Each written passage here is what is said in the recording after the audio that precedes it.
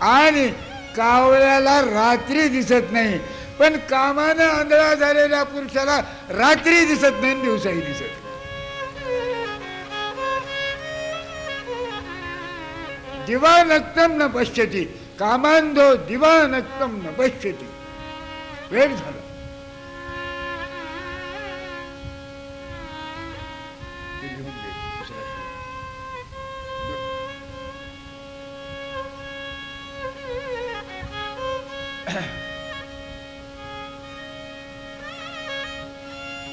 आणि निघाला.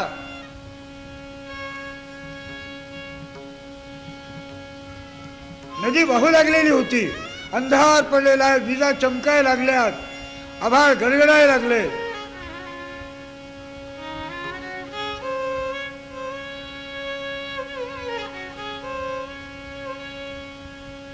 पण याला ओढ लागलेली आपल्या त्या सुशिलाची.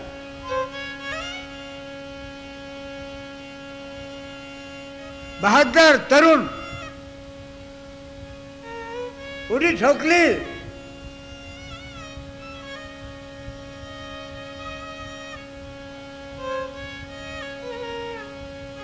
पोहत निघाला.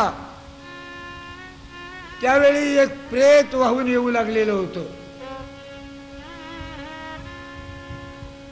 ते प्रेत त्याला दिसल्याबरोबर सांगितलं की हे चांगलं आहे, म्हणजे सांगड आहे. त्याच्यावर ते बसून पोहत पोहत कडेला जाऊन पोहोचला. मी काय सांगायला लागलो, तुम्ही कुठे बसलात? सावधान. मी सांगायला लागलो, माणसाच्या जीवनामध्ये परिवर्तनाचा क्षण कसा येत असतो.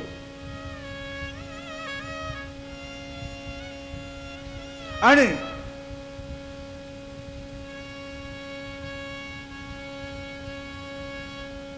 पोहत पोहत कडेला पोहोचला.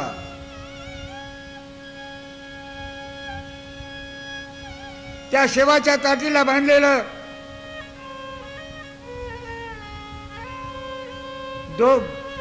चराट घेतलं आणि तिथं एका झाडाच्या बुडाला बांधून टाकलं.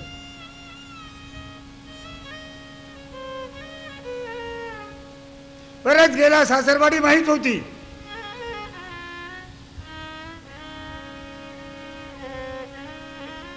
दिवा जळत होता, प्रकाश दिसू लागला. हे आपल्या सासऱ्याचं घर आहे, आता कसं जावं?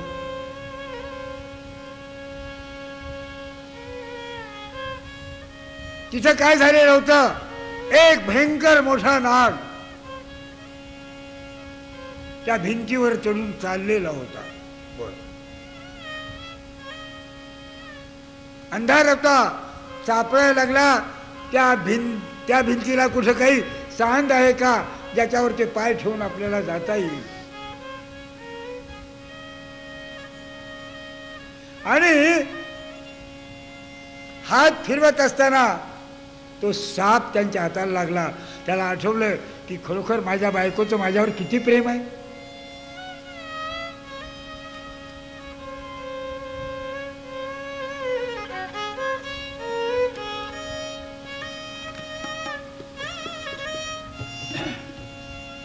किती पुण्य आहे,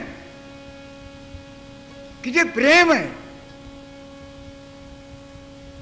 साडी सोडली माझ्याकरता आणि त्या सापाला धरून वर चढला, वर गेला. गेल्यानंतर ती निरागस निवांत झोपलेली होती. ती सुशिला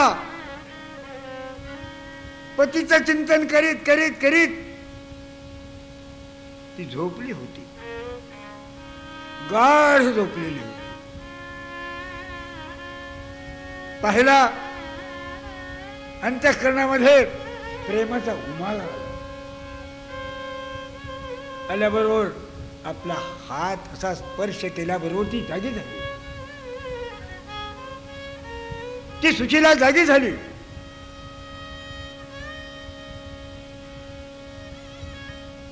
पाहिलं तुम्ही तुम्ही तुम्ही इथं कसं कसं आलात, कुणीकडून आलात?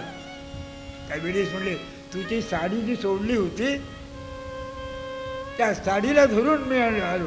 मी कुठं साडी सोडली? दिवा हातात घेतला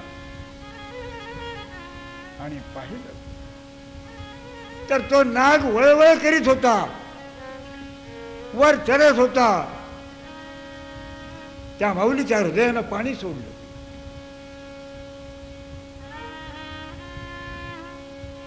भयभीत झाली. जर हा नाग चावला असता तर, ही संकल्पना त्या माऊलीच्या अंतःकरणात आली, सुशीलाच्या अंतःकरणात आली. संताप आला,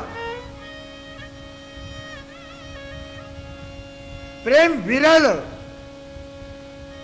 आणि त्या माऊलीने सांगितलं, तुम्ही माझे पती आहात, विद्वान आहात, पंडित आहात, कुलीन आहात.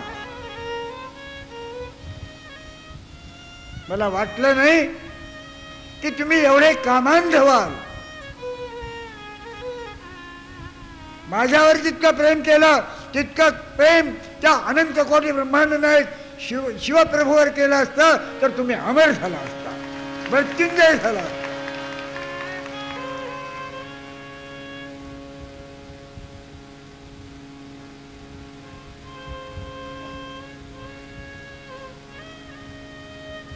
मूर्खाला टोणप्याचा मार आणि शहाण्याला शब्दाचा मार. एकदम परिवर्तित झालं.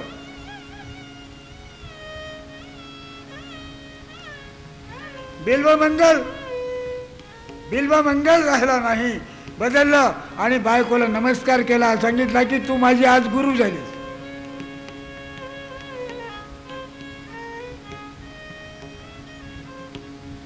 तू माझी आज गुरु झालीस. धिक्कार.